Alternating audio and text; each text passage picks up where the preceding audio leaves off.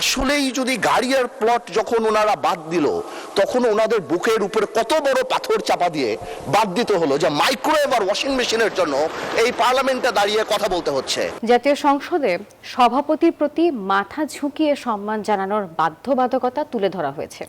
এই কথা জানিয়ে স্পিকার হাফিজউদ্দিন আহমদ বলেছেন, সংসদ সদস্যরা এখন থেকে যার যার ধর্মীয় রীতি অনুযায়ী স্পিকারের প্রতি সম্মান জানাতে পারবেন। আর এমপি হোস্টেলে ওয়াশিং মেশিন এবং মাইক্রোওয়েভেন ইস্যু আবার উত্তাপ ছড়িয়েছে।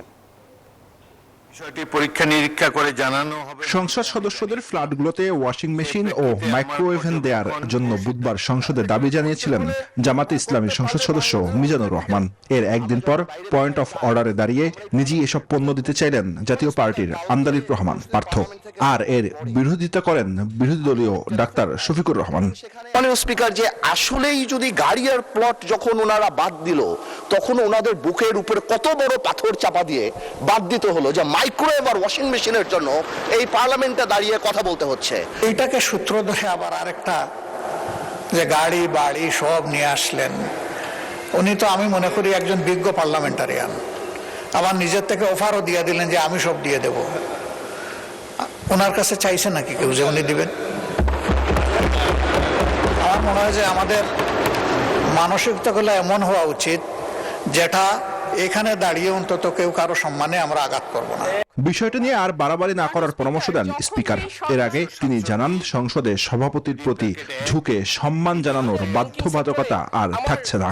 267 উইদিন ব্র্যাকেট 1 বিধি হইতে ঝুঁকিয়া শব্দটি বাদ দেওয়া হয়েছে। সেহেতু মাননীয় সদস্যবৃন্দ, আপনারা জাতীয় সংসদে যার যার ধর্মীয় রীতি অনুযায়ী স্পিকারের চেয়ারের প্রতি বা সভাপতির প্রতি সম্মান জানাবেন।